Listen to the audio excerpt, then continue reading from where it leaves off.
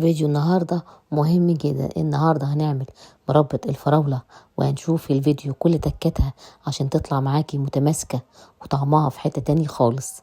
يلا بينا نشوف الفيديو. لو عجبكم الفيديو متنسيش تدعموني باللايك والاشتراك. طبعا احنا في موسم الفراولة وما ينفعش طبعا ان هو يعدي من غير ما نعمل احلى مربى فراولة. طبعا اكيد طبعا عارفين كلنا ان هي موجودة بره، بس تكات البيت طعمها في حتة تاني خالص. جبنا كيلو من الفراولة كده زي ما انتوا شايفين، وغسلناها حلو جدا، وشيلنا الحتة الخضرة كده اللي من فوق. وبعد كده ابتدينا نحط على كل كيلو فراولة كوبايتين مليانين من السكر، كوباية المج العادية اللي احنا بنستخدمها للشاي. وببتدي اغلف السكر بتاعي كله بالفراولة كده زي ما انتوا شايفين، واقلب من تحت لفوق لغاية ما احس كده ان السكر كله ابتدى يغلف الفراولة بتاعتي. طريقة سهلة وبسيطة، بس هنطلع بجد في الآخر شوية مربى طعمهم في حتة تاني خالص، وعن تجربة مرة واتنين وتلاتة. بعد ما غلفناها وحطيناها في الفريز وفي التلاجة لمدة يوم كامل، وطلعناها في نفس الميعاد اللي احنا عملناها فيه. زي ما انتوا شايفين ابتدت تنزل المية بتاعتها. هجيب بقى حلة نضيفة كده على البوتاجاز، وهبتدي انزل فيها الفراولة بتاعتي كده زي ما انتوا شايفين كلها بالمية بتاعتها. حتى لو في سكر في ارضية البولة اللي انا اشتغلت فيها او الطبق اللي انا اشتغلت فيه، برضو بنزل السكر بتاعي كله في الحلة اللي انا هبتدي اشتغل فيها. اهم حاجة يا جماعة الحلة اللي انا اشتغل فيها تكون نظيفة جدا. ببتدي بقى ان انا انزل السكر كده زي ما انتوا شايفين، ما اسيبش يا جماعه، لان طبعا مقدار السكر ده هو طبعا اللي بيخلي طبعا الفراوله بتاعتي طبعا سكرها حلو. طبعا لو طلعت مسخه طبعا بصراحه مش هتبقى حلوه، مش هتعجبك. لكن طبعا السكر هنا مظبوط جدا ومش اوفر سكر. هنجرب الطريقه وهنحط مقدار السكر، وهنقول فعلا احلى طريقه مربى جربناها. ببتدي بقى افتح عليها كده البوتاجاز بتاعي، وعلى الواطي اول ما تبتدي تغلي ابتدي ان انا اوطي عليها.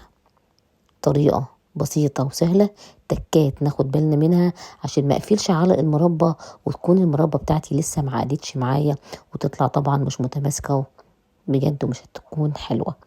طبعا هنبتدي زي ما احنا شايفين كده. اول ما تبتدي ان هي تغلي معايا على البوتاجاز، هبتدي ان انا اوطي عليها علشان لازم اشيل الريم اللي احنا بنشوفه ده كله.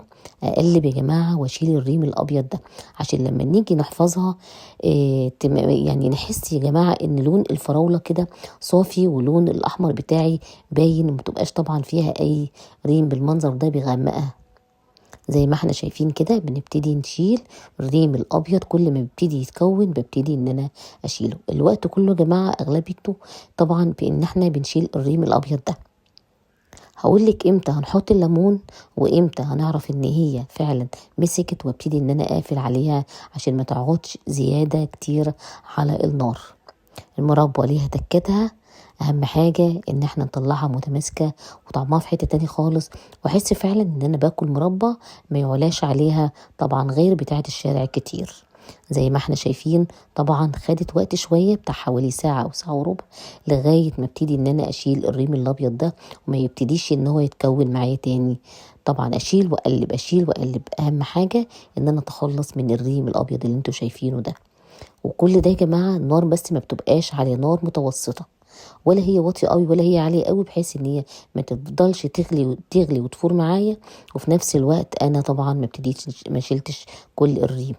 اول ما تبتدي معايا تجيب اللون الغامق اللي انتوا شايفينه ده، وشلت كميه كبيره من الريم، هبتدي ان انا انزل بليمونه كامله عليها.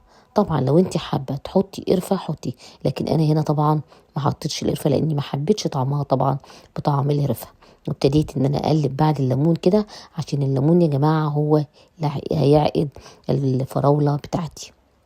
زي ما انتوا شايفين كده بعد ما خلصت وسبتها تبرد شويه، طبعا زي ما احنا شايفين التماسك. طبعا اهم حاجه ان احنا بنغسل البرطمانات حلو قوي وننضفها ونعقمها، ميبقاش فيه ولا نقطه ميه. المعلقه طبعا لما بحب اطلع بعد كده يا جماعه واحطها في التلاجة، المعلقه اللي انا هحط فيها او ادوق بيها مرجعهاش تاني للمربى تاني.